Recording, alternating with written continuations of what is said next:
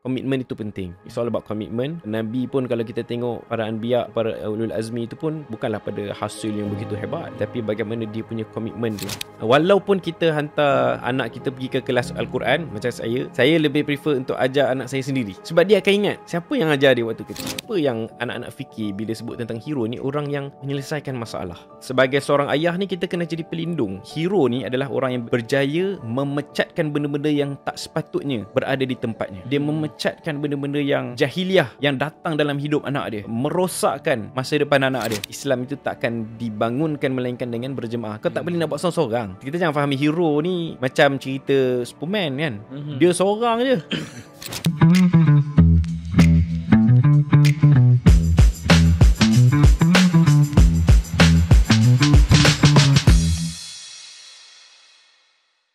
Bismillahirrahmanirrahim. Assalamualaikum warahmatullahi wabarakatuh. Alhamdulillah, kembali bersiaran kita di Qawam Podcast yang dijana oleh Jakim, Ikram dan juga Rare Nation Podcast. Dan Alhamdulillah, hari ini kita diberi peluang sekali lagi untuk berada dalam satu episod yang akan membincangkan satu tajuk yang pada saya sendiri, secara personal, dia adalah satu tajuk yang nak membawa kita kepada satu figura yang paling dekat dengan kita, yang sering menjadi inspirasi, yang dilihat sebagai seorang yang pelindung, menjadi seorang yang kita teladani, yang kita jadikan dia sebagai role model kepada anak-anak itu sendiri, iaitu seorang ayah. Jadi siapa saja yang kita gelarkan ayah itu, nak panggil dia Abi boleh, nak panggil dia Walid boleh, nak panggil dia Baba boleh, Abah boleh, Daddy. Macam-macam nama ada. Gelaran-gelaran yang kita berikan kepada figura seorang ayah. Tapi, satu gelaran yang jarang kita beri adalah ayahku, heroku. Jadi, hero tu selalu kita tak letakkan sebagai pasangan kepada seorang bapa, seorang ayah.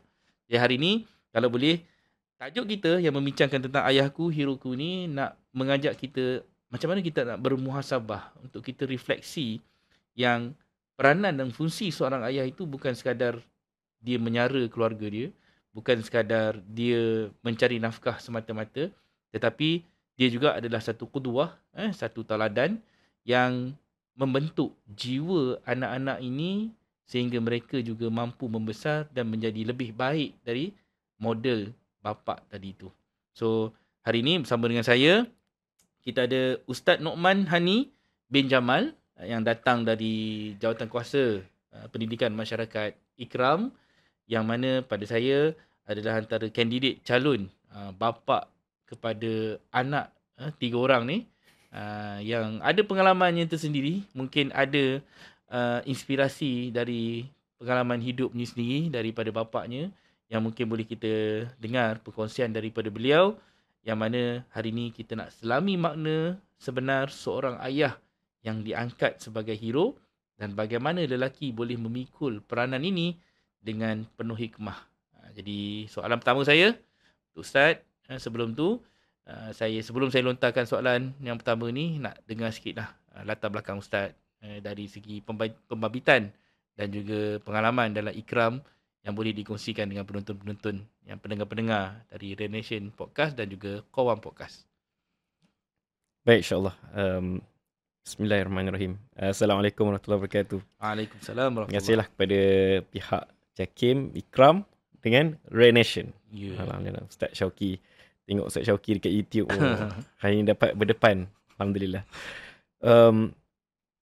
Secara ringkasnya, saya mempunyai keluarga 5 orang. Maknanya saya dan isteri dan 3 orang anak.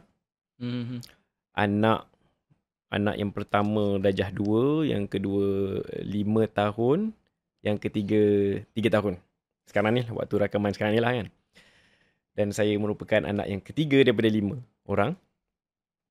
So dari segi latar belakang saya bagi pada saya dululah. Dan kemudian dari segi pembabitan dakwah.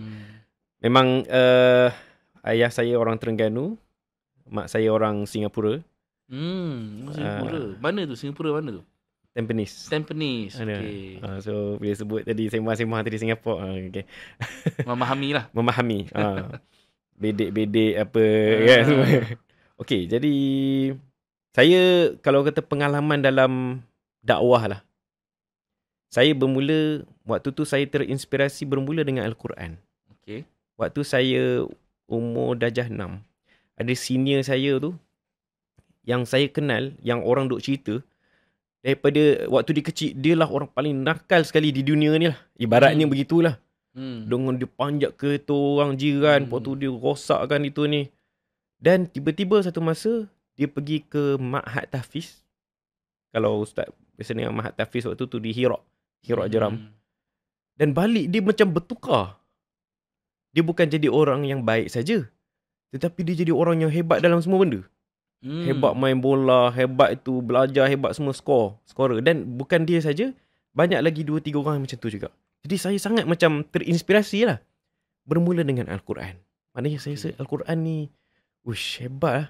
Saya pun ikut jejak mereka, pergi masuk Ma'had Tahfiz. Alhamdulillah, benda tu bukanlah kata nak apa, tapi dia saya melalui pengalaman yang lebih kurang sama. Which is saya ni waktu sebelum Quran tu, apa dia ni, biasa je lah. Nakal itu ada lah. Nakal, degil. Dalam keluarga saya yang paling banyak kena rotan, problem maker. Alright. Problem maker. Dan daripada kecil lah, waktu kecil. Dan lepas masuk tahfiz, hafal Quran dan sebagainya, saya rasa macam cepat pick up. Waktu tu tingkatan 3, semua orang yang dapat sebelum itu PMR yang dapat 9, ada 9 subjek kan. Yang dapat 9A semua perempuan, lelaki seorang je. Waktu tu cikgu kata ada seorang je yang dapat 9A. Jadi saya pun, orang lain lah kot, bukan saya, ramai pengawal budak-budak pandai. Saya rupa-rupanya yang seorang tu saya. Maka saya bertambah lagi keyakinan bahawa Al-Quran ni memang sangat hebat kan? Dan benda tu berterusan lah. Banyak benda yang mudah dan membuatkan kita lebih confident dan sebagainya. Jadi bermula daripada situlah, orang kata apa, banyaklah guru-guru kita yang dapat, orang kata apa, terbuka mata kan. Mana dia tak jadi badar, jadi akhirnya saya menjadi ketua pelajar di sekolah. Dan benda tu sedikit demi sedikit berterusan sampai ke universiti. Dan saya terlibat dengan Ikram ni, kira sekolah tu, sekolah Hira, sekolah Al-Amin tu semua sekolah-sekolah di bawah Musleh. Sekolah Ikram. Jadi saya ni produk Musleh lah, produk Ikram lah.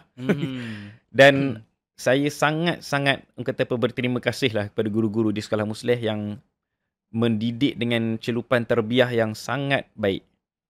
Saya rasa kalau dia tak buat ni, mungkin saya jadi orang lain lah kot. Itu antara saya kata pengalaman. Dan daripada situ juga saya belajar berdakwah ni, maksudnya dalam arti kata kita deal dengan mad'u lah, subjek kita. Bermula dengan rakan sebaya kat sekolah. Dan kita juga dalam waktu sekolah lagi kita banyak buat dakwah street kan. Bersemuka dengan orang-orang yang bukan Islam. Berhujah tapi tak adalah waktu tu sekolah menengah kan. Hujah tu level sekolah menengah lah kan. Ketuk pintu, tak layan, so halau keluar dan sebagainya. So, ada kurusnya. Dia macam tu lah juga, lebih kurang. Jadi pengalaman tu membina diri dan semangat kita, dan banyak sangat perkongsian-perkongsian daripada senior dan guru-guru. Sehinggalah, dan saya tak pernah berhenti. Kalau berhenti pun sekejap lah, 1 sem je. Waktu saya dapat belajar ke Jordan tu, kata apa, biasanya transisi tu. Sampai-sampai tu first sem tak adalah terus buat dakwah kan, buat biasa. Tapi kemudian saya terlibat dengan persatuan pelajar, terlibat dengan Ikram di Jordan waktu tu. Kelab Ikram Jordan kan. Dan kita terus buatkan islah dan buat dakwah. Dan sehinggalah pada hari ini, balik pulang daripada Jordan, saya terlibat juga. Dan sehingga kini saya menjadi jawatan kuasa pendidikan masyarakat di pusat lah. Yang orang kata yang paling muda lah setakat ni. Dan Alhamdulillah, itu pada saya ni bukanlah orang yang orang kata apa, hebat, yang kata betul-betul top person ke, tetapi saya nampak komitmen itu penting. Komitmen, it's all about commitment. Nabi pun kalau kita tengok para anbiya kan, yang para ulul azmi itu pun bukanlah pada hasil yang begitu hebat, tetapi bagaimana dia punya komitmen tu. Itu secara ringkas lah pengalaman. InsyaAllah. Mukadimah tu saja pun dah menampakkan satu ciri-ciri ayah yang kena ada pada seorang lelaki, yang kita kalau boleh topik hari ni pun kita nak bincangkan tentang hero, tentang ayah. Pastinya dia sedikit sebanyak membawa karakter dan juga karisma yang diceritakan tadi tu. Dan saya setuju kalau Quran tu, kalau Rasulullah sendiri pun berubah dengan Quran. Dia daripada seorang yang biasa, businessman, seorang suami, kepada seorang wanita yang umur dia waktu tu dah 55 tahun pun, janda pula. Tapi macam mana dengan Quran tu mampu untuk membentuk dia menjadi seorang lelaki yang qawam. Dalam masyarakat dia saja, bukan kata dalam keluarga dia. Dia boleh berdiri, qawam tu kan kena bangkit, kena bangun, dan dia kena jadi pelindung kepada agama ni. Dan dia membawa misi merahmatkan alam di kota Mekah yang waktu tu jahiliah tu, dia punya jahil dia berganda-ganda di zaman kita lagi lah.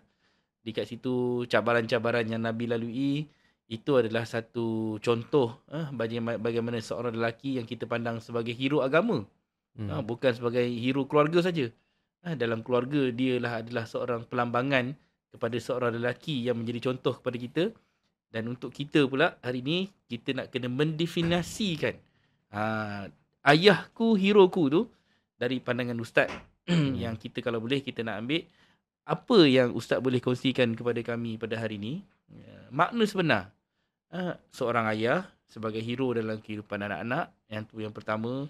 Dan macam mana pula dalam dunia moden hari ni. Kalau tadi kita nampakkan Rasulullah di zaman beliau, di zaman baginda. Tapi hari ni dengan cabaran yang kita ada hari ni, yang mana seorang ayah tu boleh kita katakan menjadi relevan. Boleh dikatakan diangkat sebagai seorang pelindung, seorang pembimbing. Sebab kita faham hari ni anak-anak ni bukan belajar hanya dari seorang bapa, ayahnya. Tapi mereka juga dibentuk oleh social media. Mereka mendapat banyak maklumat. Ada yang sempat ditapis, ada yang sempat ditepis, ada yang kadang-kadang unfiltered, tak mampu kita sekat. Daripada rakan sebaya dan juga trend-trend yang ada di luar sana ni.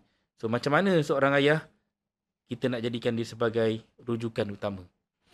Okay, bismillahirrahmanirrahim. Bila sebut ayahku, heroku. Ataupun ayahku, heroku tu sebenarnya siapa yang cakap tu? Siapa yang cakap ayahku, heroku tu? Anak kita lah. Anak lah yang akan melihat kita.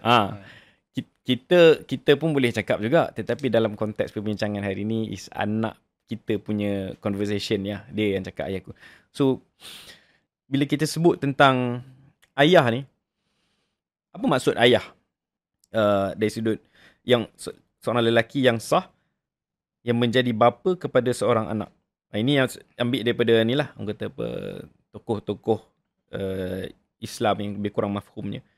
Mana seorang lelaki yang sah menjadi bapa kepada seorang anak. Sama ada melalui perkahwinan yang sah ataupun melalui anak angkat yang diiktiraf dalam syariat dan sebagainya. Itu tapi sebenarnya itu bukan yang kita nak bincangkan pada hari inilah. Walaupun saya tadi sembang dengan ustaz pun dengan apa yang dibuat dekat sini kan, merupakan satu perkara yang sangat baik di mana kita nak menyelesaikan isu-isu anak yatim.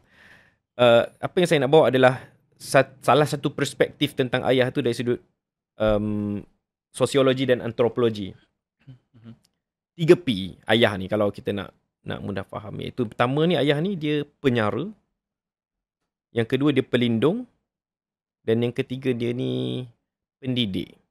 Kan? Maknanya itulah sepatutnya yang mendefinisikan dia sebagai seorang yang akhirnya dijadikan sebagai hero lah. Kalau kita faham, hari ni kita banyak superhero kan. Tengok dengan Marvelnya, dengan pelbagai brand Spiderman dan sebagainya. Apa yang anak-anak fikir bila sebut tentang hero ni? Orang yang menyelesaikan masalah.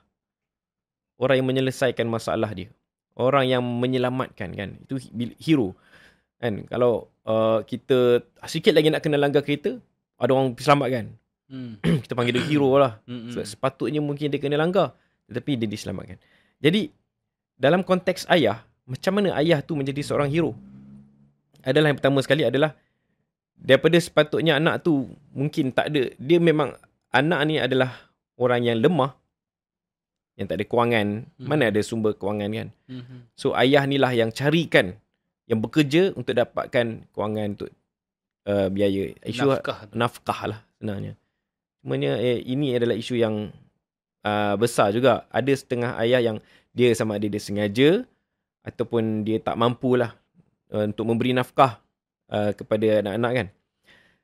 Yang kedua adalah protector lah ataupun pelindung kan. Maknanya kita ni sebagai seorang ayah ni kita kena jadi pelindung. Bukannya yang sebaliknya. Sebab yang berlaku ataupun yang kita boleh lihat dalam berita-berita dia panggil apa dia ni kezaliman secara dalam rumah tangga ni, iaitu sepatutnya dia jadi pelindung tetapi dialah yang menyakiti anak dia, dialah yang menyakiti isteri dia. Itu yang berlaku lah. So itu bukanlah seorang ayah yang mungkin kita biasa dengar lah bapak-bapak kita dulu kan, orang dulu kena sabat, kena kuatan. Dia benda tu pada pandangan saya ada masa kita kena, macam saya pun saya cakap tadi, saya antara yang paling banyak kena sebat dan kerutan. Tapi bukanlah paling banyak tu maksudnya setiap hari, setiap minggu. Tidak. Antara adik-beradik, saya lah antara yang paling banyak. Itu pun tak lebih 10, tak boleh 5, tak lebih 10 kali pun. Sebab macam apa yang ayah saya lakukan tu adalah ketika memang saya betul-betul buat salah dan saya tahu benda tu salah. Jadi ini tidak dijadikan konon-kononnya untuk mendidik, tetapi sebenarnya dia ambil kesempatan untuk melepaskan kemarahan dia, untuk menunjukkan kekuasaan dia. Jadi benda tu tak patutlah. Dan yang ketiga adalah ayah ni sebagai seorang pendidik, murabbi. Banyak hari ni kita sibuk kan. Jadi kita hantar anak ke tuition, kita hantar ke sekolah. Beramai ibu ayah yang saya tak tahulah statistik secara jelasnya, tetapi yang hanya menjadikan sekolah tu sebenarnya tempat nak letak anak dia saja. Letak anak dia, hantar pergi kelas-kelas tuition lain. Tetapi sebenarnya macam contoh Al-Quran kan. Walaupun kita hantar anak kita pergi ke kelas Al-Quran, macam saya lebih prefer untuk ajar anak saya sendiri. Saya ajar kat rumah. Sebab apa? Sebab dia akan ingat siapa yang ajar dia waktu kecil. Adalah mak ayah dia sendiri. Walaupun ada juga dekat sekolah, ada juga hantar pergi kelas ustaz, tapi ayah dia pun kena ada contribution juga. Sebab kalau tak ada, maknanya dalam satu hari tu, kalau kita tak ajar Quran, kita ajar apa je kat anak kita? Okey, ajar gosok gigi, ajar mandi, tapi benda tu very basic lah kan. So antara benda yang macam saya cakap tadi awal tadi, Al-Quran lah yang menjadi inspirasi saya nak berubah. Jadi siapa yang nak drive Al-Quran dalam diri anak ni, mestilah seorang yang hero lah. Iaitu ayah sendiri paling cantik kan. Dan yang terakhir Ustaz, maknanya tadi kita cerita tentang ayah, cerita tentang hero. Ustaz tahu tak hero dalam bahasa Arab apa? Hero? Saya lupa dah. Hero dalam bahasa Arab ni batal. Kalau kita batal ni terbatal kan? Ya. Kalau kita batal ni batal.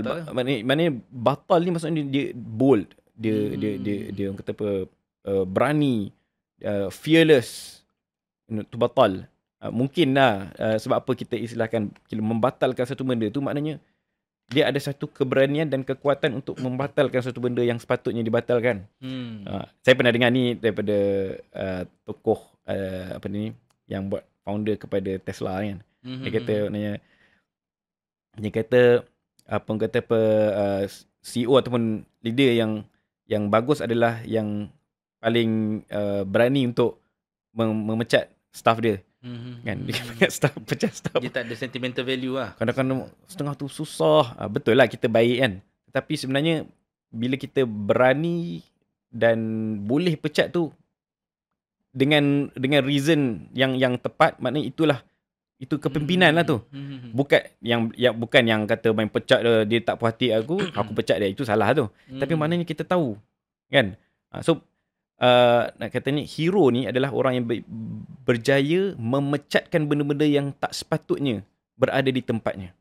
Dia memecatkan benda-benda yang jahiliah yang datang dalam hidup anak dia. Dia memecatkan benda-benda yang merosakkan masa depan anak dia. Tolak hanya yang betul saja, yang itulah pada pandangan saya dan beberapa petikan-petikan yang saya ambil sebagai rujukan, insya-Allah. Menarik dari segi istilah yang kita belajar pada hari ni. Kalau membatalkan tu bukan sekadar kita nak membatal macam kita faham sebenarnya. Membatal ni kalau ada kejahilan, kalau ada kerosakan, ada keburukan, ada influence yang buruk yang merosakkan anak kita, di situ kita berani untuk memutuskan, membatalkan benda tu daripada menghinggap masuk ke dalam fitrah anak kita yang nak kita bentuk tu. Dan saya pasti hero ni pun dia bermaksud sesuatu yang bersifat wira. Dia adiwira ni adalah hero. Dan wira kepada anak-anak, bila anak-anak memerhati bapa sebagai seorang figura yang mampu memberikan dia keselamatan, mampu memimpin, mampu mendidik tadi, daripada perkataan murabbi tadi, mampu untuk memberikan pendidikan yang tepat sekali dengan Al-Quran adalah pendidikan akhlak tu sendiri. Sebab Al-Quran dia memberikan kepada kita satu konsep macam mana kita nak melahirkan anak dalam bentuk anak yang boleh menjadi servant, berkhidmat untuk agama, berkhidmat untuk Allah. Itu hamba Allah. Jadi dia adalah servant kepada Allah, yang mana misinya adalah nak menyambung pula legasi yang ditinggalkan oleh Nabi-Nabi dan Rasul-Rasul. Itu misi seorang bapa untuk melahirkan anak-anak yang menjadi penyambung lidah ataupun risalah kepada Rasul-Rasul terdahulu. So di sini kita tak boleh elak bila kita jadikan Quran tadi tu sebagai panduan utama kita. We have to go back ke dalam Al-Quran dan melihat senarai 25 Nabi dan Rasul yang Allah berikan. Ada yang tak dinamakan, ada yang dinamakan, ada juga di kalangan orang biasa saja. Sebab kalau kita perhatikan dalam surah Ali Imran tu, ayat 33 contohnya, macam mana dinampakkan kami telah memilih Adam, Nuh, dan dinampakkan keluarga Ibrahim dan keluarga Ali Imran. Jadi Allah pilih nama-nama ni sebagai apa? Hero-hero yang jadi contoh kepada kita. Untuk kita perhatikan macam mana Adam dibentuk, macam mana Nuh dibentuk, ujian yang dilalui. Sedangkan Nuh sendiri pun, dia nak jadi hero kepada anak dia. Dia sendiri nak selamatkan anak dia. Tapi anak sendiri tak nak ikut. Isteri sendiri pun tak nak ikut. Jadi di situ cabaran yang Nuh hadapi. Dalam masa yang sama juga, kita tengok macam mana keluarga Ibrahim. Ibrahim lagi lah. Dia memandang tinggi kepada bapak dia. Tapi bapak dia adalah pembuat berhala. Macam mana dia nak jadikan ni sebagai hero dia? Sedangkan bapak dia adalah orang yang menyesatkan orang lain. Sampai dalam Al-Quran ada argument anak beranak ni. Panjang dia punya conversation yang Allah rakamkan untuk kita baca dan ambil pelajaran. Macam mana Ibrahim persoalkan, wahai bapak, kenapa engkau sembah benda yang kau buat sendiri? Wahai bapakku, kenapa engkau sembah benda yang tak dicakap pun? Jadi conversation itu berlaku yang kita lihat sebagai satu cara dan kaedah metodologi pendidikan kepada kita. Pedagogi yang Allah berikan supaya kita sendiri melihat itu sebagai satu contoh alam. Yang Allah cipta daripada pertama sekali Adam sampailah kepada Rasulullah SAW dan Nabi Muhammad itu sendiri. Yang kita boleh lihat. Baginda pula menjadikan contoh terakhir setelah baginda mengambil contoh-contoh dari Nabi-Nabi dan Rasul terdahulu. Itu something yang ada di dalam Quran, dirakamkan.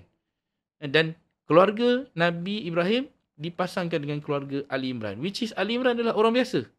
Maksudnya, macam mana orang biasa pun boleh duduk satu standard dengan keluarga Nabi-Nabi. So, kita sebagai anak, terutamanya kalau kita baca surah Al-Baqarah ayat 125, 126, 127. Macam mana cerita tentang Nabi Ibrahim meninggikan pondasi agama bersama dengan Ismail. Macam mana diceritakan, dirakamkan dalam. So, peranan anak dan bapa. Macam mana pula wawalidi wa mawalad. Cerita tentang demi anak dan demi bapa. Disebutkan lagi dalam Quran. So, tanpa kita sedar, cerita-cerita ni dah dirakamkan Allah. Betul. So, hari ni lah kita nak bawa ustaz jauh ni. Nak suruh kongsikan kita macam mana pandangan ustaz tentang cabaran utama bagi seorang bapa hari ni dalam nak mendidik anak. Bagaimana peranan dia pula yang mungkin berbeza daripada ibu. Yang kita lihat mungkin ada dari segi naratif ataupun pembawakan yang berbeza, tapi dia saling melengkapi. Kerana ada yang kata kadang-kadang mak ni dia rapat dengan anak lelaki. Bapa ni rapat dengan anak perempuan. Tapi dalam masa yang sama, hubungan ibu dan anak, ayah pula lebih kepada penguasanya, penguat kuasa. Orang yang nak menekankan tentang rules, boundary and limitation. Nak meletakkan batas. Tadi cerita batal tu. Macam mana nak letakkan batas? Macam mana nak meletakkan sempadannya? So, adakah pandangan ni tepat? Atau ayah ni sepatutnya dia terlibat bersama-sama dengan si ibu, emaknya, secara emosi dan juga dalam bentuk asuhan mendidik anak tu. Okay. Saya nak tambah sikit point tentang soalan yang pertama tadi tu. Dia Definisi tadi tu. kait rapat sikit dengan tentang ayahku adalah heroku kan. Saya kata tadi, siapa punya ayat ni, memang kena letak dalam konteks anak kita bercakap. Sebab kalau kita letak ayat tu, ayahku, heroku, kita yang cakap, kita akan kadang-kadang rasa sedih. Sebab ada berbeza-beza. Orang ayah kita ni, jadi kita jangan fokus kepada kita sebagai penerima manfaat tu. Tetapi topik hari ni, untuk menjadi hamba Allah yang berjaya ni, kita kena fokus kepada siapa yang kita kena bagi itulah. Nabi, banyak contoh, Umar bin Al-Khattab dan Amr bin Al-As.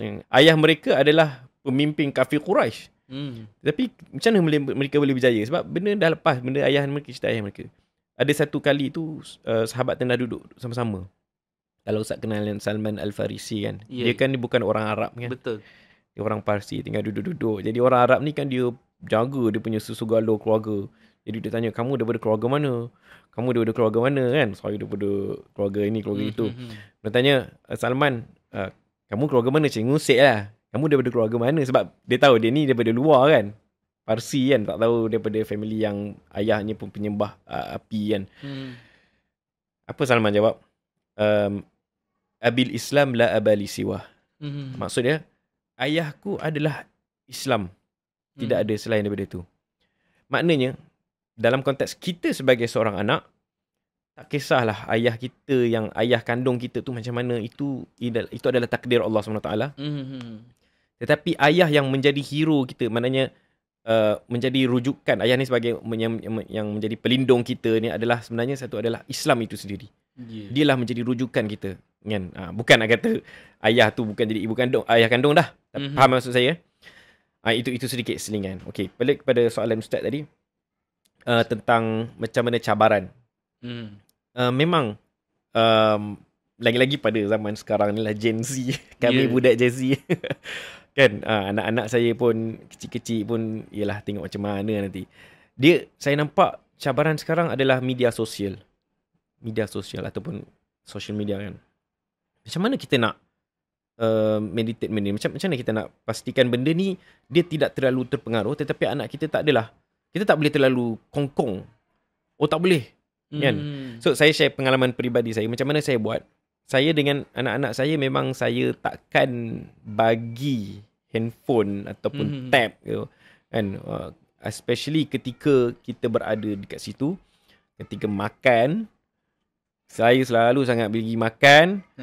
Kita tengok kiri, tengok kanan. Tak apalah, nak buat macam mana kan. Mak ayah dia, sebab mak ayah dia pun tengok handphone juga. Anak dia pun tengok handphone juga. Jadi benda gadget ni kan.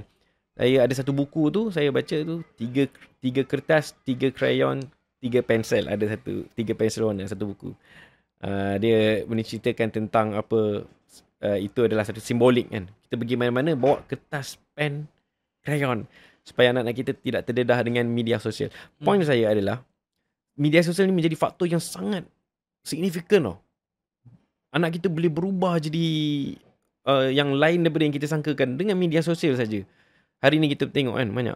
Jadi kita kena, benda ni bukan perkara yang kita biasalah. Tak, kita kena ambil berat. Jadi macam contohnya, kadang-kadang anak kita suka tengok YouTube di TV. Kan, cabaran dia hari ni YouTube, dia tengok, wish, kalau kita kena, kalau kita tak check, macam-macam pelik-pelik dia tengok. Okey, itu dari segi cabaran lah. Yang kita bila kata kecabaran ni, syarat mengatasi cabaran ni, pertamanya kita kena terima realiti cabaran tu memang akan berlaku. Mungkin lagi lebih teruk. Yang keduanya, saya nak kongsikan satu point di mana sebelum kita nak pergi kepada macam mana nak atasi cabaran dan macam mana nak kekal relevan sebagai ayah, sebagai hero kan.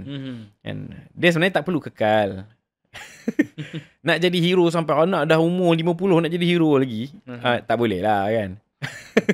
Maknanya hero tu kita kena faham maksud dia tadi tu kan. Okay. So kadang-kadang dia bukan jadi hero dia tu, dia jadi lain kan. Ayah nak dictate juga kan. Kenduri kahwin tak mesti macam ni, anak cucu mesti ikut. Tak boleh, itu bukan hero lah namanya. Hero ni adalah yang pada masa yang sama yang dia adalah orang yang tahu meletakkan sesuatu di tempatnya. Okay. So, sebab itu penting dua benda. Kalau dalam Islam pun, dua perkara yang menjadi faktor diterima satu amalan kan. Yang pertama, niat. Yang kedua, perkara yang kita buat tu mengikut syarak lah. Kan? Ilmu lah maknanya. Ilmu kena ada dan niatnya ikhlas. Sebab ramai orang yang hari ni, bila dia didik anak dia bagi nafkah kepada anak dia, ataupun dia bagi kasih sayang, dia bagi tetapi sebenarnya dia ada sedikit tidak keikhlasan tu. Maknanya dia nak bagi, dia mengharapkan anak dia cakap terima kasih. Dia bagi, dia mengharapkan isteri dia ni, aku bagi belanja macam-macam, tak ada pun kan. Ataupun kita selalu kadang-kadang ungkit kan, la tubtilu sadaqatikum bil manni wal adha kan, kata jangan kamu batalkan sedekah nafkah kamu ni dengan kamu ungkit dan kamu menyakitkan. Dua benda ni. Kadang-kadang kita nak marah kat anak kita, Abi dah belikan itu, Abi dah belikan ni kan. Kita mengungkit. Dan yang kedua adalah jangan menyakiti mereka kan. Sebaliknya, bila kita nak bagi nafkah dalam bentuk kasih sayang, pendidikan semua ni, niat kerana Allah. Apa maksud niat kerana Allah? Maksudnya kita niat hanya Allah yang akan balas balik kepada kita. Ini masalah saya ingat antara suami isteri juga. Mind setting sebagai suami, mind setting sebagai isteri selalunya terbalik. Dia berkahwin sebab inilah tempat untuk dia dapat kan. Tetapi sebenarnya bila kita berkahwin, inilah tempat untuk kita memberi. Dan sebenarnya apa yang akan berlaku yang sangat menakjubkan adalah bila kita fokus kepada memberi, insya-Allah Allah akan bagi balik itu lebih daripada apa yang ini. Berdasarkan pengalaman saya sendiri, di mana waktu awal-awal perkahwinan, biasalah kita tak biasa lagi ustaz pun kan. Maknanya awal kita mesti banyak salah faham. Kita nak isteri kita layan kita macam ni dan sebagainya. Tetapi bila kita semakin lama kita belajar, saya pun mengikut majlis-majlis ilmu dan sebagainya, maknanya kita fokus beri je. Dia balas tu itu bonus. Anak kita balas itu bonus kan. Jadi insya-Allah daripada situ kita akan melahirkan keluarga yang harmoni lah. Begitu juga dengan ibu, begitu juga dengan anak. Ni tak masuk dalam konteks kalau berlaku kezaliman lah kalau dia buat benda-benda yang zalim, kita kena tegur. Itulah sedikit sebenarnya Ustaz. Okey Ustaz, saya nak tarik perhatian Ustaz sikit tentang macam mana kita lihat hari ni dalam banyak kes ni, anak ni dia mengikut acuan ayah. Kadang-kadang kita kata bapak borek, anak rintik. Ada pula istilah ataupun dari segi peribahasa lain, seperti ketam mengajar anaknya berjalan. Nah, itu semua antara peribahasa-peribahasa yang relate dengan cerita anak dengan bapa. Kemana tumpahnya kuah kalau bukan ke nasi? Jadi semua ni nak menggambarkan hubungan antara anak, hubungan antara bapa, hubungan kekeluargaan yang kadang-kadang benda tu tak boleh kita putuskan. Sebab inherit benda ni dari darah daging. Itu satu. Cuma anak-anak ni dia membesar dengan meniru. Itu anak. Kita tak boleh kita ajar anak satu. Tapi antara ajar dan observe, anak-anak lebih kepada observation. Dia lihat macam mana bapak dia makan. Dia tengok macam mana bapak dia layan mak dia. Dia tengok macam mana bapak dia bercakap, komunikasi, skill, adab. Macam mana kalau kasarnya bapak tu dah biasa dengan maki hamun, dah biasa dengan sumpahan, dah biasa dengan caci maki semua tu, anak inherit benda tu. Sebab benda tu dia nampak depan mata, live. Dia bukan ajar kalau jumpa orang tunduk, tu satu, kita ajar. Tapi kalau bapak tu sendiri yang jalan ni tunduk, jumpa orang tu peluk, cium tangan. Jadi anak memerhati benda tu dan registered sebagai sesuatu yang dia pun kena ikut. Dia pun kena buat. So, macam mana pandangan Ustaz? Dalam banyak kes, anak ni lihat acuan bapa. Tapi kalau ayah tu toksik, dia yang gagal nak jadi teladan, anak tu berisiko mengulangi perangai yang sama. Macam mana kita nak putuskan rantaian ni? Yang ni yang saya nampakkan baru Ustaz tadi, cerita tentang nasib dan nasab. Yep. Kita tak nak anak kita mengulangi nasib kita. Jadi kita kena memutuskan nasab itu. Supaya anak mencipta nasab yang baru, generasi yang baru, keturunan yang baru. Jadi bagaimana anak tadi boleh dia berdamai dan tetap membina satu identiti qawam yang kena ada pada diri dia. Dia ada dua konteks kat sini. Kita sebagai anak, kita sebagai bapa lah kan. Ya. Macam yang saya cakap tadi, kalau kita sebagai anak, yalah, tak semua orang yang dapat ayah yang bagus, perfect. Ada orang kata, boleh lah kau, ayah kau ni, boleh lah kan. Tengok ayah aku ni macam ni. Benda tu kita tak boleh nak komen. Sebab benda tu adalah takdir Allah SWT. Kalau dalam konteks kita sebagai seorang anak, kalau kita dah sedar benda tu, maksudnya apa? Bila kita dah sedar, maknanya kita tahulah apa yang kita perlu buat. Apa kekurangan kita. Apa yang kita, kekurangan ayah kita, kekurangan kita. Dan kita, kalau kita sebagai seorang anak yang dengar hari ni, yang tonton hari ni, bapa-bapa anda, ya, bukan yang kata, bukan qawam lah kan. Ada banyak penambahbaikan yang perlu diberikan. Adalah, pertamanya kita kena terima lah. Dia memang bapa kita.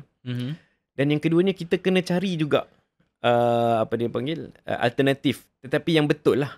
Kan? Untuk mengisi kekosongan kita tu, tidak lain dan tidak bukan adalah masjid, Al-Quran, majlis ilmu, benda tu. Sebab jangan kita cari benda-benda lain. Dia masalahnya orang yang akhirnya dia merempit, isak dadah ke, na'udzubillah. Sebab dia tak boleh terima. Dia masih mengharap sepatutnya parents dia buat macam ni. Dah tak apa, parents dia tak mampu. Maknanya dah macam tu takdirnya. Tak apa, kita cari alternatif lain. Pergi jumpa ustaz, belajar ilmu agama dengan ustaz dan sebagainya. Dan itu kita sebagai seorang anak. Okay, ni dalam konteks yang kedua adalah kita sebagai seorang bapa lah. Saya sendiri pun bukanlah bapa yang sempurna kan. Maknanya tak ada siapa yang boleh mengaku dia ni sempurna bapa yang. Tetapi macam saya ada kongsi pada ustaz tadi, bila kita sebut lelaki qawam ni, bukan kita towards perfection. Maksudnya bukan kita mesti menjadi lelaki qawam. Tetapi persoalan di sini, perbincangan di sini adalah bagaimana usaha kita. Kan?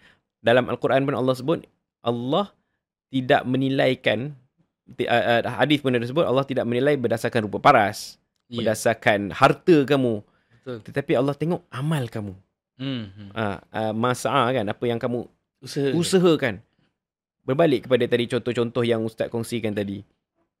Nabi Nuh, Nabi Musa, Nabi Muhammad. Kan, anak-anak Nabi Muhammad, kan? Ya, seorang je. Jadi, Allah tak menilai kepada hasil tu.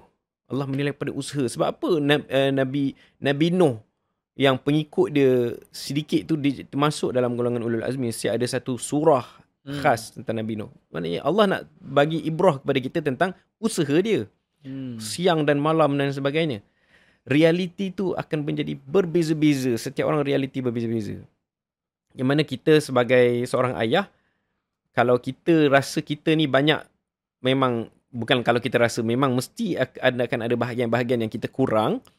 Maka disebabkan itu, kita ni, sebab itu dalam hadis kata la Islam illa bil jamaah. Betul. Islam itu takkan dibangunkan melainkan dengan berjemaah. Kau tak boleh nak buat seorang-seorang. Memanglah hero dia, kita jangan fahami hero ni macam cerita Superman kan. Dia seorang je. Itu tak logik lah kan. Kita bayangkan hero ni hero yang realiti lah. Iaitu dia bergerak atas peranan dia. So kita ada peranan kita. Kita boleh didik anak baca Quran. Ada orang tak boleh didik anak baca Quran. Carilah kelas Quran. Carilah ustaz. Kan? Kita tak cukup ni. Maknanya benda tu kita hidup secara berjemaah. Jadi untuk, kalau dalam Imam Hasan Al-Banna, kan, dia ada dia punya tingkatan dia. Dia bermula dengan individu Muslim, kemudian dengan keluarga Muslim, kemudian dengan masyarakat Muslim, dan akhirnya sebagai Ustaziatul Alam, rujukan dunia. Apakah maksud di situ? Sebab itulah peranan untuk menjaga dan melahirkan individu-individu yang akhirnya mereka ni terselamat dan masuk ke dalam syurga Allah Subhanahu Wa Taala. Itu Ustaz secara ringkas insya-Allah. Okey, terima kasih Ustaz. Jadi kita dapat satu konsep supaya kita faham yang kalau kata hero hari ni dipandang hanya berdasarkan komik, kartun, imajinasi, hiburan yang menggambarkan, kalau tadi tu seperti Superman baru kita nak kata dia hero. Bapak kita memang Superman pun, tapi bukan yang pakai spender merah tu. Dia Superman sebab semua kerja dia buat. Hanya nak membesarkan kita, nak memastikan kita dapat pendidikan, memastikan kita membesar jadi orang lagi baik daripada dia. Jadi itu antara orang yang harapan dia adalah anak dia menjadi orang yang lebih baik daripada dia. Nasib anak dia lebih baik dari nasib dia. Itu mentaliti seorang bapa. Yang nak melihat anak dia lebih maju daripada dia. Jadi inilah hero yang kita nak, yang sanggup mengorbankan diri dia kerana anak-anak dia. Sebab kalau kita tengok Allah sebut dalam Quran, dalam surah Ali Imran contohnya ayat 92, lan tanalul birra hatta tunfiqu mimma tuhibbun. Allah kata lan tanalul birra, tidak diterima, tidak diambil benda itu sebagai satu kebajikan, sesuatu yang mabrur di sisi Allah. Albir ini satu kebaikan, kebajikan yang Allah kata hatta tunfiqun mimma tuhibbun, sehinggalah engkau memberi, menginfakkan apa yang kamu cintai. So kalau kita sayang anak kita, kita sayang anak satu, masa kita, umur kita, diri kita, nyawa kita, kita sanggup korbankan, berikan untuk anak. Itu level hero. Patutnya nak beli rim tayar tak jadi. Sebab anak tak makan lagi kat rumah. Anak tak makan lagi. Kan? Nak makan durian pun ingat anak kat rumah. Tak jadi makan seorang-seorang. Beli bungkus makan dengan anak-anak. Nak buat apa-apa pun kat luar aktiviti, ingat anak dulu. Jadi itu di mana hati seorang bapa itu berada di rumahnya. Bersama anak-anaknya, bersama dengan isteri dan keluarganya. Itu hero yang kadang-kadang tak didendangkan. That we call unsung hero. Jadi kalau kita tengok hari ni, kisah dan tauladan yang menjadi inspirasi kepada kita ni ada banyak. Sama ada dari sirahnya, atau mungkin kita dapat daripada Al-Quran. Dan dalam sirah pun ada kisah yang mungkin tak sempurna. Yang penceritaannya macam Nabi Nuh tadi tu. Dia adalah tokoh yang diangkat dalam Al-Quran, tetapi cabaran dia tu datang daripada anak dia sendiri. Dan mungkin kita dapat satu skor yang menarik hasil kejadian keluarga Nabi Ibrahim yang diceritakan dalam Al-Quran. Keturunan dan zuriat itu adalah di kalangan Nabi dan Rasul. Itu satu kejayaan yang kita nampak, a perfect score. Macam mana? Tapi kita jangan lupa, dalam Al-Quran pun Allah still nampakkan kepada kita tentang usaha yang Ustaz nampakkan tadi. Allah kata, Qul i'malu fasarallahu amalakum. Itu perintah. Prinsipkanlah, katakanlah, bekerjalah kamu. Cerita kita kerja je. I'malu, bekerjalah. Fasarallahu amalakum. Allah akan melihat apa yang kita usahakan tadi tu. Dan dia akan memberitahu kepada kita pula hasil usaha kita tadi macam mana. Macam mana Allah bagi tahu? Yang ni yang kita kena cerita kepada orang, terutamanya anak-anak ni. Bukan semua orang menjadi. Itulah cerita dia. Anak imam pun ada yang tergelincir. Kan? Tapi ada anak penagih dadah, anak pencuri apa semua pun, dia mampu berjaya lebih baik daripada bapak dia yang mencuri tadi, yang merompak tadi. So di sini, usaha yang nak kita perhatikan di sini tu adalah yang paling penting. So Ustaz, saya ambil masa Ustaz sikit lagi. Dari segi sirah dan inspirasi ni, ada tak kisah yang menampakkan cerita tentang ayah yang tak sempurna, tapi dia berjaya tinggalkan satu kesan besar kepada anak-anak dia? Sebab kisah-kisah ni penting untuk tunjukkan kepada kita bahawa seorang ayah ni, dia tak perlu untuk jadi seorang ayah yang perfect, score 10 tadi tu. Tapi dia mampu untuk menjadi inspirasi. Dan soalan terakhirnya, apakah nasihat Ustaz kepada lelaki-lelaki di luar sana tu yang bakal bergelar ayah, yang macam mana mereka nak menjadi lelaki qawam. Ar-rijal qawwamuna 'alan nisa. Nisa-nisanya tu termasuklah anak-anaknya sekali, yang pada kita dia adalah satu ikon, figura, hero dalam keluarga mereka.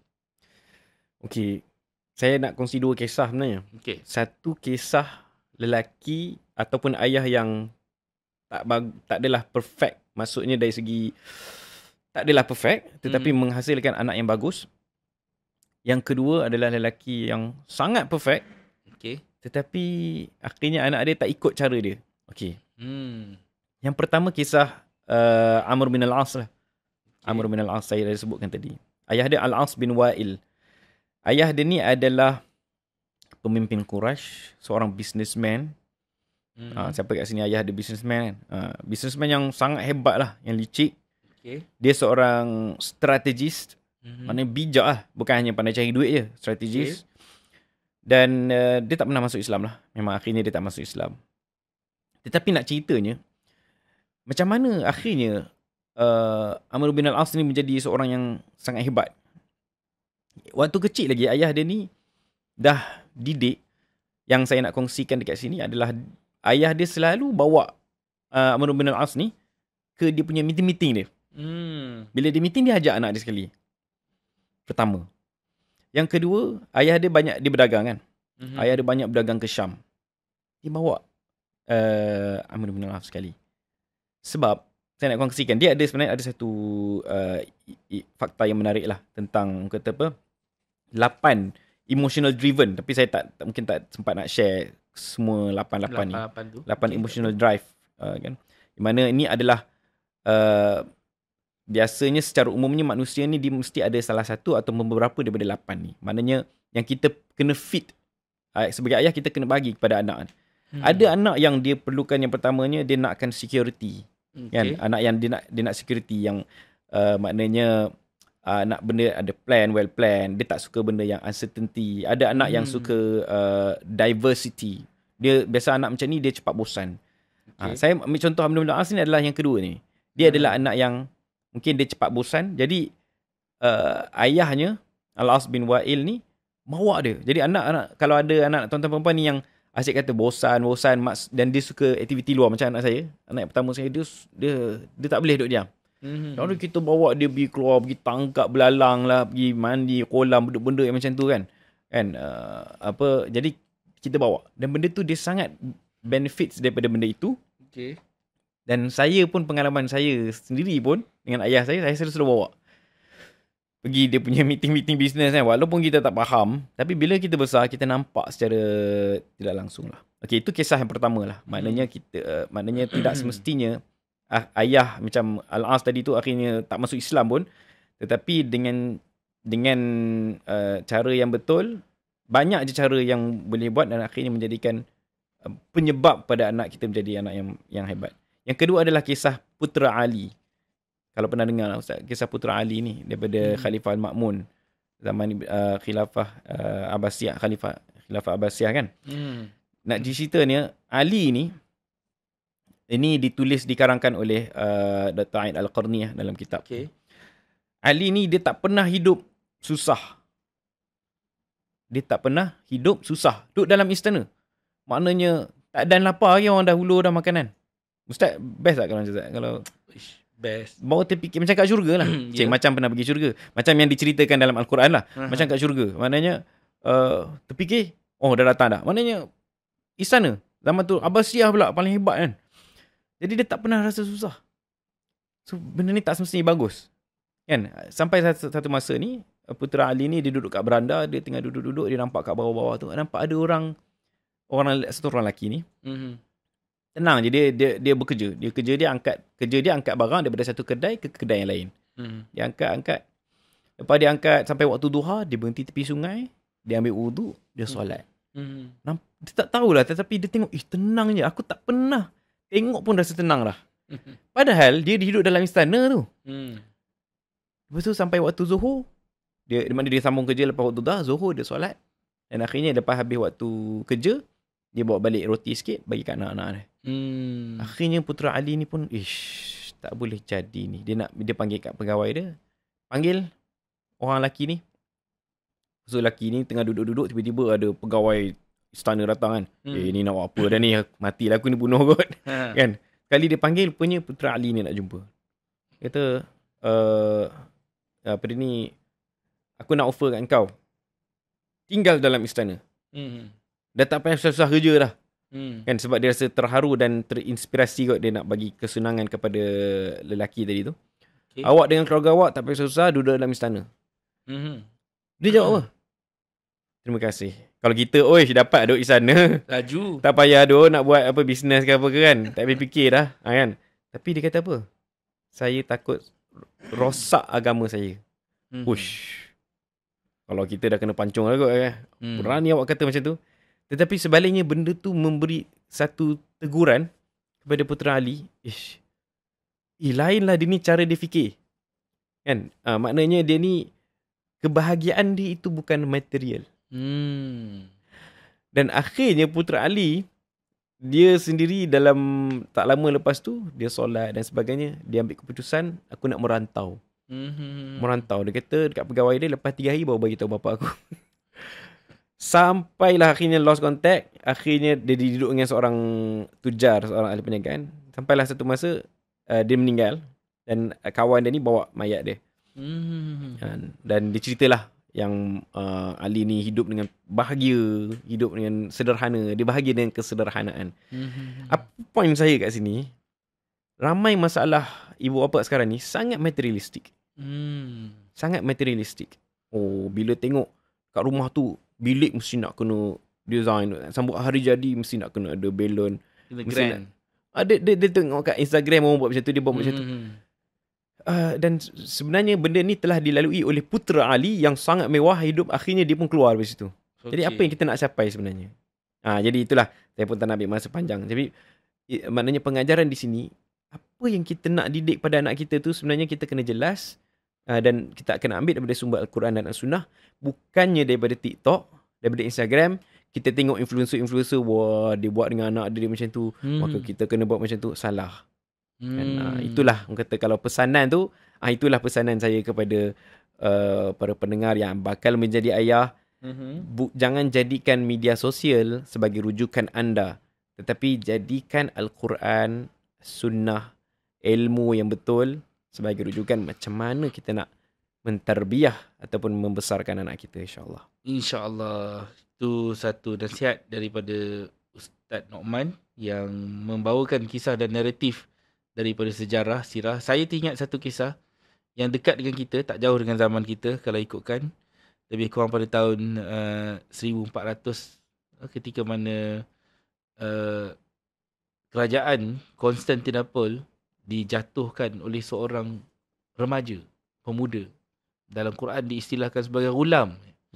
Macam mana Muhammad Al-Fatih yang bangkit sebagai seorang raja muda, mampu untuk memimpin, mampu untuk menjadi contoh kepada rakyat dia sendiri, mampu untuk menjadi seorang idola yang memberi inspirasi pula kepada ramai anak muda, tentera-tentera muda, termasuk yang tua-tua sekalipun, dengan karisma, dengan kredibiliti dia memimpin rakyat ketika itu, yang seorang remaja tetapi mampu untuk membawa ketumbukan tentera memecah masuk ke dalam tembok Konstantinopel. Siapa di belakang Muhammad Al-Fatih? Pastinya adalah seorang bapa. Hero yang membentuk jiwa Muhammad Al-Fatih. Tapi kalau kita telusuri cerita Muhammad Al-Fatih ni, kita kenali watak dan peranan dia, fungsi dia ketika kecil. Bapa dia hantar dia jauh ke Amasya. Yang mana di situlah dia duduk di pesantren, dibesarkan oleh guru-guru dia. Yang mana bapaknya adalah seorang sultan, tetapi anak dia tu diletak sama je taraf macam orang biasa. Yang mana bapak dia kalau jumpa dengan semua murid-murid tu, dia tak layan pun anak dia dulu. Tak pandang pun anak dia. Kita kalau jumpa bapak, dah merengek dah, pegang peha kita dah apa semua ni, bapak tak pandang. Sama je dia layan. Di mana itu adalah penegasan seorang bapak. Itu batal tadi kan? Tu batal tadi. Tak semestinya kita provider tu, kita provide bagi segala-galanya. Kemewahan tak bagus, semua. tak bagus. Jadi dia tak manjakan anak dia. Walaupun anak sultan tu. Tapi itu pendidikan dia untuk menjadikan dia sultan yang hebat. Macam mana dia ditekan, macam mana dia dididik, macam mana dia diletakkan dalam kesempitan, dalam kesusahan. Untuk apa? Untuk dia menghargai kesenangan bila dia besar nanti. Itu kehebatan bapa Sultan Muhammad Al-Fatih. Yang wajarnya kita pun ambil contoh. Yang hari ni kalau kita lihat anak-anak kita ni dah terlalu mewah sangat dengan kesenangan. Jadi mereka tak ada kesusahan macam zaman kita dulu. Saya adalah anak generasi 80-an. So kita berada dalam satu generasi yang kita melihat bapa kita susah. Di kalangan kita ada yang jadi penoreh getah, petani, pesawah, penternak, apa semua tu. Dan kita cuba keluar daripada ekonomi mereka supaya kita jadi lebih baik. Tapi sampai zaman kita, great time, create weak man. Kita mencipta anak-anak yang lemah. Kerana apa? Zaman kita dah serba cukup. Tapi benda tu tak boleh diubah kan? Boleh diubah lagi. Kerana kita perlukan kepada hard time, create strong man. Yeah. Jadi kesusahan tadi itulah yang mampu untuk menaja anak-anak kita menjadi hebat. Jadi di sini, sebab tu kita tengok Superman ni kerja dia penat. Dia tak penat lah Ustaz. Jadi kerja susah kena pusing dunia nak selamatkan orang kan. Jadi penat kerja jadi hero ni. Tahu. Jadi di situ kita ni nak jadi hero pun kita kena kerja keras. Penat sebenarnya. Kerana kepenatan kita itu dibayar dengan anak yang taat nanti insya-Allah. Tapi dengan hati yang ikhlas, dengan penat tu tak rasa pun. Tak rasa pun. Dia sepuas. Betul. Kepuasan seorang bapa adalah melihat anak dia yang soleh tu nanti. InsyaAllah. Okey. Terima kasih kepada Ustaz. Dan begitulah harapan kita.